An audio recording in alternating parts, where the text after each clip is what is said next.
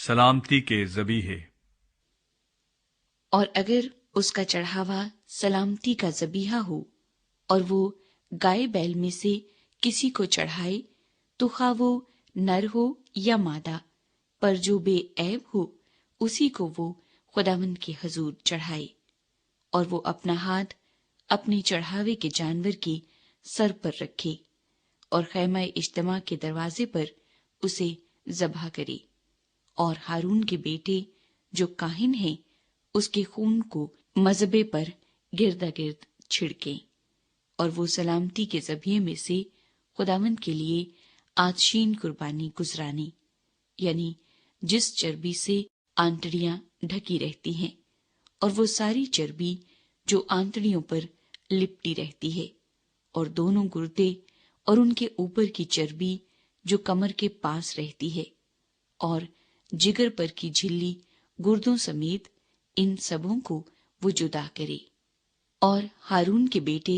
انہیں مذبے پر سوختنی قربانی کے اوپر جلائیں، جو ان لکڑیوں پر ہوگی جو آگ کے اوپر ہیں۔ یہ خداوند کے لیے راحت انگیز خوشبو کی آتشین قربانی ہے۔ اور اگر اس کا سلامتی کے ذبیحے کا چڑھاوا خداوند کے لیے بھیڑ بکری میں سے ہو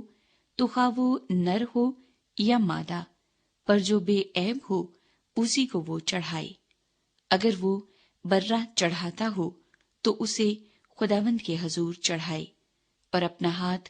اپنے چڑھاوے کے جانور کے سر پر رکھے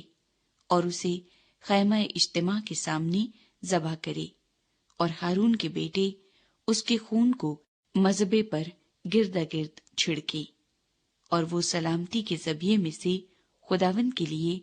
آتشین قربانی گزرانے، یعنی اس کی پوری چربی بھری دم کو وہ ریڑھ کے پاس سے الگ کرے، اور جس چربی سے انتڑیاں ڈھکی رہتی ہیں، اور وہ ساری چربی جو انتڑیوں پر لپٹی رہتی ہے، اور دونوں گردے اور ان کے اوپر کی چربی جو کمر کے پاس رہتی ہے، اور جگر پر کی جھلی گردوں سمیت ان سبوں کو وہ الگ کرے، اور کاہن انہیں مذبے پر جلائے۔ یہ اس آتشین قربانی کی غذا ہے جو خداوند کو گزرانی جاتی ہے۔ اور اگر وہ بکرا یا بکری چڑھاتا ہو تو اسے خداوند کے حضور چڑھائے، اور وہ اپنا ہاتھ اس کے سر پر رکھے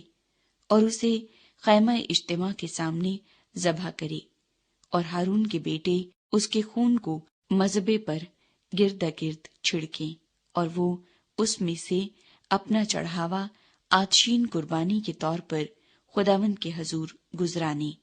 یعنی جس چربی سے انتڑیاں ڈھکی رہتی ہیں، اور وہ سب چربی جو انتڑیوں پر لپٹی رہتی ہے، اور دونوں گردے اور ان کے اوپر کی چربی جو کمر کے پاس رہتی ہے، اور جگر پر کی جھلی گردوں سمیت ان سبوں کو وہ الگ کرے، اور کاہن ان کو مذبے پر جلائے۔ یہ اس آتشین قربانی کی غذا ہے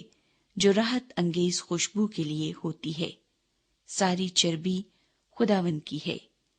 یہ تمہاری سب سکونت گاہوں میں نسل در نسل ایک دائمی قانون رہے گا کہ تم چربی یا خون مطلق نہ کھاؤ۔